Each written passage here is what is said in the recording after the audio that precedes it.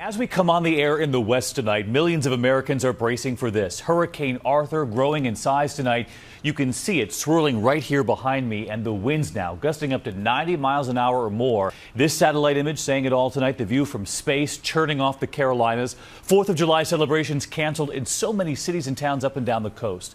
And look at this, the eye of the storm as seen from above, a monster of a storm with very bad timing. And there's something else. The team at NOAA reminding us at least 3 storms, 1996, 2002, and now 2014, all named Arthur, all taking aim at North Carolina. Our extreme weather team is standing by tonight all along the coastline where those evacuations are underway, but let's get right to it. Meteorologist Ginger Z tracking this every step of the way. She has the newest track coming in. Where is Arthur right now? The eye of Arthur is passing just southeast of Wilmington, North Carolina. So it's a big city we've got to talk about, and the track it's going to take after this, with plenty of warm water still to feed on, we're going to see it strengthen, and that's why it could become a Category 2 as we go into the overnight hours. Passing by the Outer Banks, rocketing through with those 90-mile-per-hour winds offshore of New Jersey and New York, but still will spit out some rain and combine with a cold front.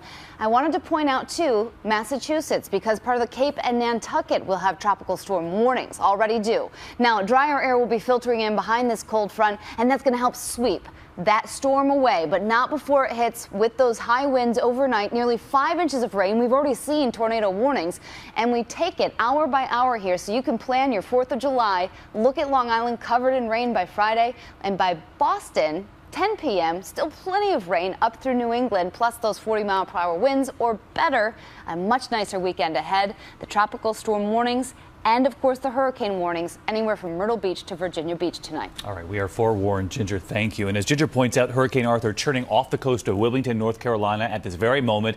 There have been traffic jams and blinding rain to get through, and that's where we find ABC's Matt Guppin tonight. Matt?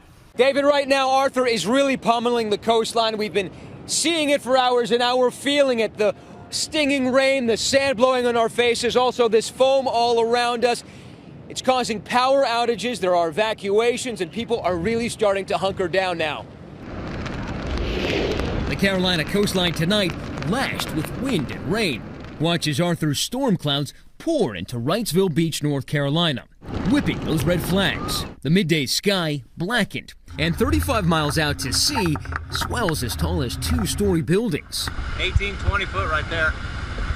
It's a mountain of water. Sand kicked up on the shores. We drove across much of North Carolina today, the rain sometimes blinding, seeing cars spun out and crashed on highways, the roads inland clogged with cars heading away from the coast.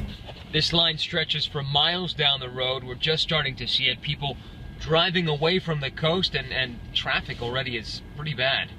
With the storm bearing down, some are boarding up, and many are heeding the governor's call. For those areas that are not being evacuated, please hunker down.